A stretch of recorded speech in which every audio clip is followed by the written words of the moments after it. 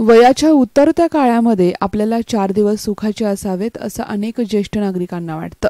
मात्र वयाच्या उतरत्या काळामध्ये देखील कष्ट करावे लागले तरी यापेक्षा मोठा जीवनाचा संघर्ष नसेल.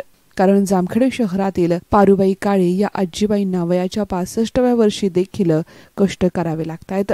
अगदी 1 रुपया हजेरी असल्यापासून त्या गवंडीचं काम करतात. आजही त्या गवंडीचंच काम करतायत. नुकतंच एका इमारतीसाठी त्यांनी 25 टन वाळू डोक्यावरती घमिल्यानं वाहिली आहे. यातून पोटाची भूक किती तीव्र असते हे निदर्शनास येतं. वयाच्या 65व्या वर्षापर्यंत त्यांना कष्ट करावे लागतायत. याचं कारणही असंच आहे, कारण आपल्याला कोणाचाही आधार नाही. आपण कमवू तेव्हाच खाऊ आणि आपल्याला कुठल्याही योजनेचा लाभ नाही असंही त्या म्हणतात.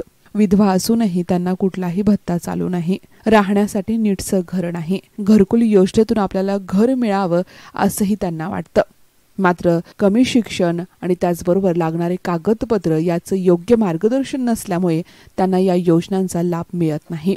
या योजनांची पात्रता कशी असते, या योजना मिळवण्यासाठी काय करायला हवं याची मदतच त्यांच्यापर्यंत पोहोचली नाहीये. त्यामुळे पारुबाईंना या वयात देखील कष्ट करावे लागतायत. कष्टाशिवाय त्यांच्यासमोर कुठलाही पर्याय उभा राहत नाही. मी करणार नाही तर मला कोण आणून देईल असा सवाल त्यांच्या समोर उभा राहतो आणि त्यामुळे पुन्हा उगवत्या दिवसासोबत त्यांना कष्ट करावे लागतात.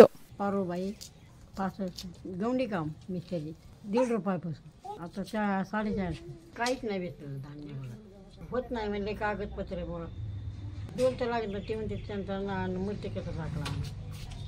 कागदपत्रे नसताना मला त्याच्यामुळे काहीच घेता नाही आलं. घर पण काही नाही. आपल्याला डोल पाहिजे, घरकुल पाहिजे, घर बांधायसाठी. तुम्ही त्या मावशींच्या शेजारी राहता? हां. किती वर्षापासून ओळखतं त्यांना?